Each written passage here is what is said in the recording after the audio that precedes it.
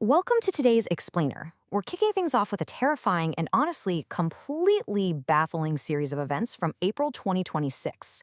What was supposed to be the luxury vacation of a lifetime morphed into a literal floating medical mystery, one that definitely caught the world's attention and sparked some very real fears of a brand new global crisis. So we're going to take the facts and data we have, put the puzzle pieces together, and figure out exactly what happened on that ship, and more importantly, what it all means for us today. Part 1. The Ghost Ship Mystery. Picture this. It's April 2026. A cruise ship carrying 150 passengers and crew from 23 different countries leaves Ushuaia, Argentina. They're heading down for a scenic, once-in-a-lifetime trip to Antarctica. And for those first few days, everything is perfect. Everyone's socializing, partying, completely unaware that their dream vacation is about to turn into an absolute nightmare. Just look at how fast this timeline escalates. 5 days into the trip, a 70-year-old Dutch passenger gets a fever, a headache, maybe some mild diarrhea. Nothing too crazy, right? But just a day or two later, he literally cannot breathe. By April 11th, he's dead. And the cause? A complete unknown. The other passengers keep right on socializing, totally oblivious to the invisible threat walking the decks with them. Then, on April 24th, the ship docks in St. Helena, and the man's grieving wife leaves with his body. She travels to South Africa, but right as she's boarding a flight to Amsterdam on April 25th, she collapses. By the very next day, she's dead too. Meanwhile, back on the ship, a German woman falls ill on the 28th and passes away by May 2nd. It was finally on that day, May 2nd, that the World Health Organization was notified. They ran the tests and, well, the terrifying diagnosis was officially confirmed. Part 2. What is the hantavirus? Okay, let's dive right into this. The diagnosis they got back was hantavirus. But what exactly is that? Well, this prime suspect isn't actually a new enemy at all. It's a family of viruses that scientists have known about for almost 70 years. And it's primarily carried by and transmitted through rodents. Now, different types of rodents carry different strains of the virus, and they cause two very distinct, very devastating forms of disease in humans. On one hand, you've got hemorrhagic fever with renal syndrome, or HFRS, which mostly hits people in Asia and Europe. The mechanical impact on the human body here is just brutal. The kidneys fail and severe internal bleeding begins. Then, on the other hand, we have hantavirus pulmonary syndrome, or HPS. This one is found in the Americas, and it is particularly horrifying. Why? Because the patient's lungs literally fill up with fluid, causing severe breathing issues until, well, they suffocate. And if that wasn't bad enough, here is the number that makes this virus truly terrifying. 50%. The mortality rate for hantavirus can reach up to 50%. That means it can kill half of all the humans it infects. It's almost like flipping a coin with your life.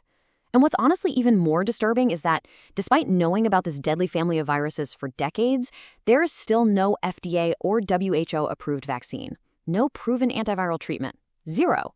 If you get infected, doctors can basically only offer supportive care. Your immune system has to step into the ring and fight that battle entirely on its own. Part 3. Tracing the killer's history. So to really understand what went down on that cruise ship in 2026, we actually need to open up the case file and see just how long this silent killer has been operating in the shadows. Our first major recorded encounter brings us to a really baffling question.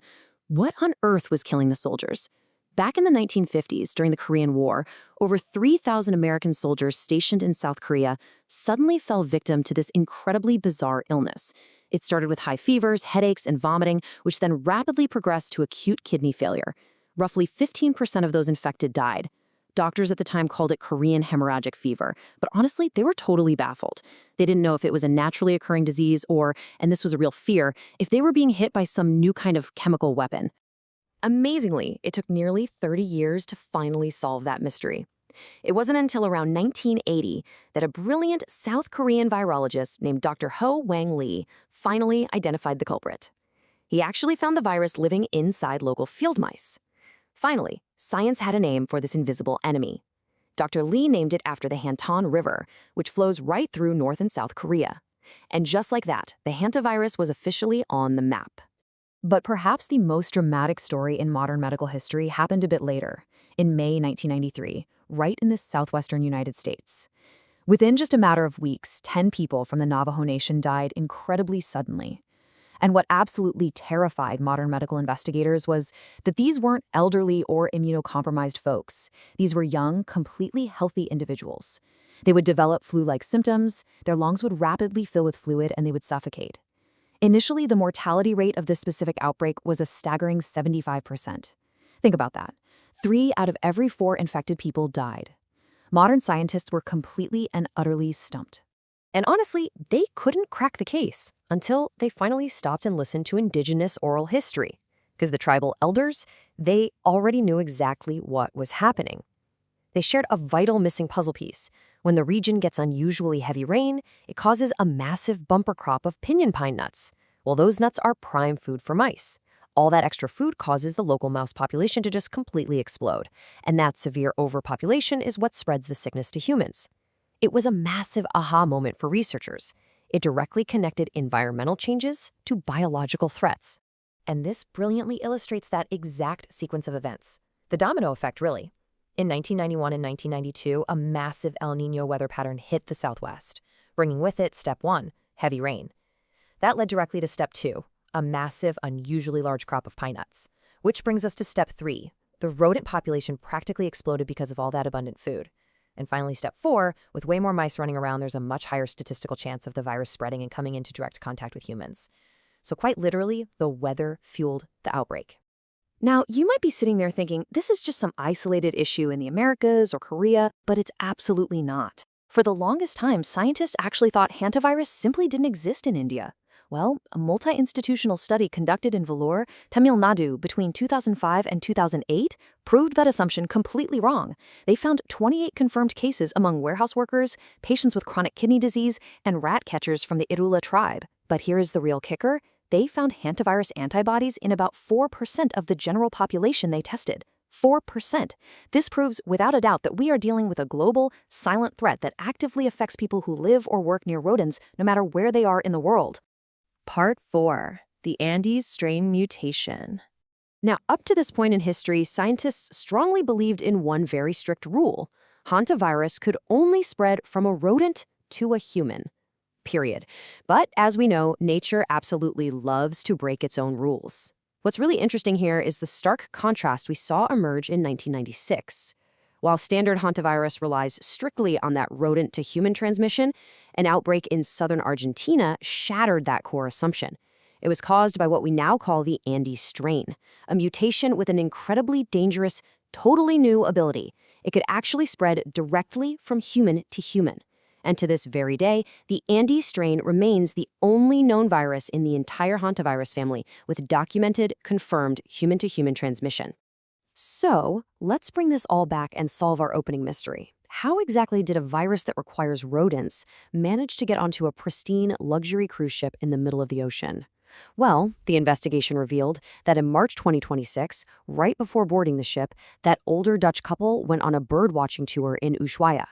And during this tour, they visited a local landfill that happened to be heavily infested with rats. That is where they were exposed to the human-to-human Andes strain. They then immediately boarded the enclosed cruise ship, unknowingly bringing the invisible killer right on board with them, and the 148 other passengers and crew. But hey, amidst all this terrifying information, there's actually one very crucial, very relieving piece of data. One day. The transmission window for the Andes strain is incredibly short.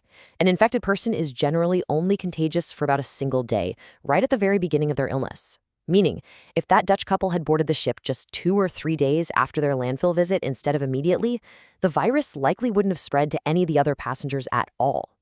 Talk about incredibly fine margins. Part 5. Will it be a pandemic? Naturally, when you see headlines screaming about ghost ships and deadly viral mutations, it brings up the single most urgent question on everyone's mind. Are we looking down the barrel of the next global pandemic? Well, impartially comparing the data gives us a pretty clear objective answer. When we look at things like COVID or the flu, we know they are airborne, they have massive transmission windows of up to 14 days, and they really only require casual contact or just sharing the same air to spread like wildfire. The Andes hantavirus is vastly different. It is not airborne. The transmission window is approximately 1 day, and it requires prolonged, close physical contact or exposure to bodily fluids. We're talking about things like sharing a bed or closely caring for a very sick family member. So, because of those severe limiting factors, the crucial point is that the World Health Organization considers the risk of a global hantavirus pandemic to be very low.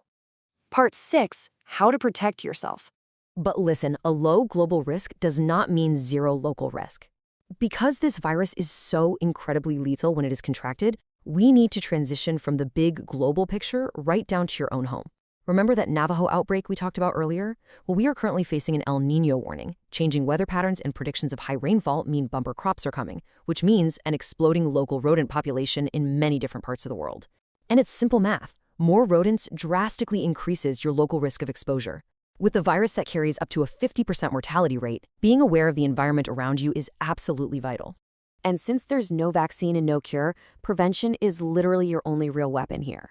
So here is your actionable checklist. First, completely seal any gaps in your home so mice absolutely cannot get inside. Second, if you are going into dusty, closed-off places like an attic, a basement, storage room, or a warehouse, throw on an N95 mask and some gloves.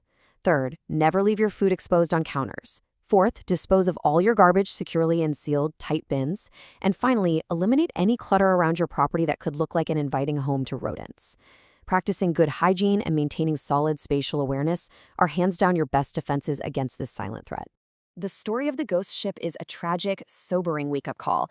It's a stark reminder that we share this planet with microscopic forces that we are honestly only just beginning to understand. And it leaves us with a critical, lasting question to ponder. In a world where shifting weather patterns directly fuel ancient viruses, are we truly prepared to live in harmony with nature's invisible threats? Thank you so much for joining me for this explainer. Stay safe, stay curious, and I'll catch you next time.